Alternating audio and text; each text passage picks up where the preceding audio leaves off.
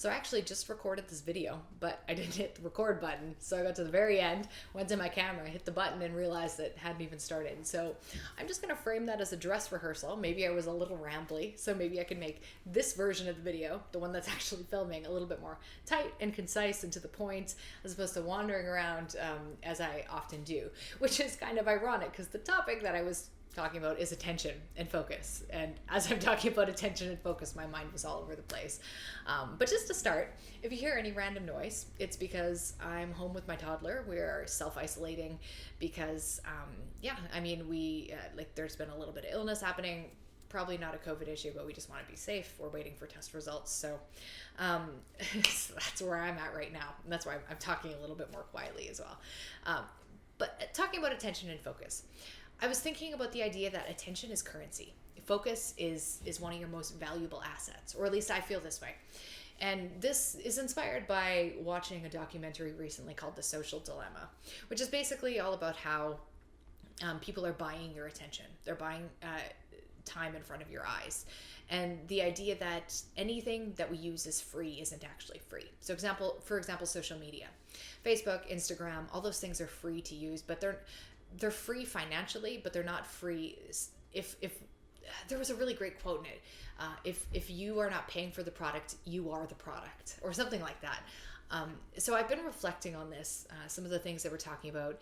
And of course, you got to be aware, like anytime you watch a documentary, it's going to be very heavy-handed on its own point, its own message. So you could watch a documentary that's very anti-social media, then watch one that's very pro-social media, and there's going to be strong arguments on both sides. Now, that's not to say that some information isn't better than others, but I do try to keep an open mind when I'm watching documentaries, which are very, very much designed to manipulate my emotions with music, with drama, taking things to the extreme, etc. But this documentary particularly resonated with me because I've been thinking a lot, and I have over the last several years, about my relationship with technology. So, for example, in the past, I've created videos about how I've dumbed down my phone. So for example, one thing I've done is I've removed all notifications on my phone except urgent ones. So I get phone calls, I get text messages, I get a notification sound for those, but none of my social media, nothing like that gives me alerts. And as such, I look at it way less. I've played around with deleting a bunch of apps, so not having email on my phone. I've played around with grayscale, which I haven't committed to, by the way. Turning your phone grayscale makes it ugly to use. It's amazing what a difference that makes. So these are ideas I've had in my head. There's a lot of problems with privacy, with social media, with the subtle manipulation, with decisions that aren't ours. Actually, there's a really good book that I read called Homodaeus by Yuval Noah Harari, and it does talk about how our desires aren't ever really our own. We think it's our own because we don't really see where it comes from.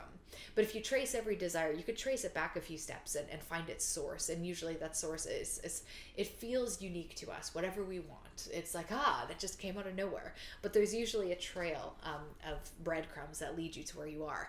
And that's very much how I see a relationship with social media, and how social media knows us and gets to know us. And the AI algorithms get to understand our behavior patterns, the things we click, the things our eyes linger on, all of those things, so that it can manipulate our behavior in such a way where we don't even notice, where we think we're making spontaneous free decisions, but we're actually not, because there's a chain of events that leads us to every decision we make. Now, I accept that this is a part of life, that even not related to technology, the things that I think about are probably not unique and just birthed in the moment. It's probably connected to this much deeper web inside of my brain.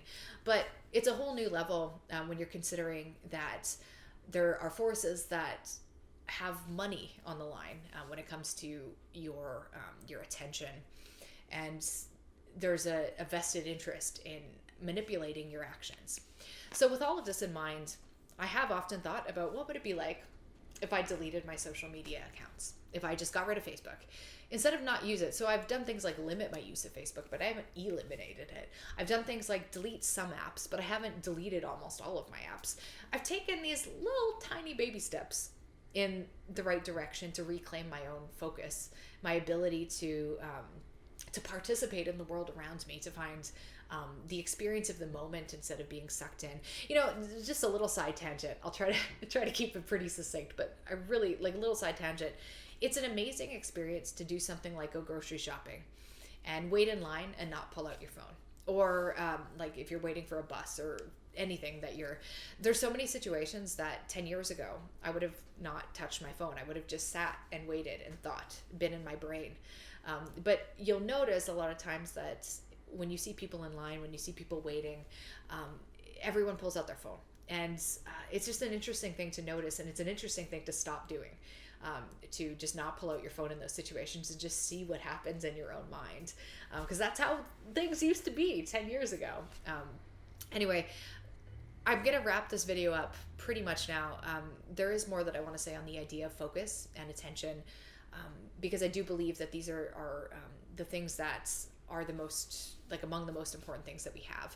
You could be a wildly creative person. You could be brilliant. It doesn't matter if you can't focus. And our modern world is essentially designed to cripple your ability to focus properly. So it seems so critical to take steps to reclaim your ability to focus. And that's something that I'm thinking about personally. Thinking about, what would I do if I didn't have a smartphone? What would I do if I didn't have a TV in my living room? These are the questions I'm asking right now. We'll see if I actually take action on them. But anyway, I'll leave it at that and talk to you guys later.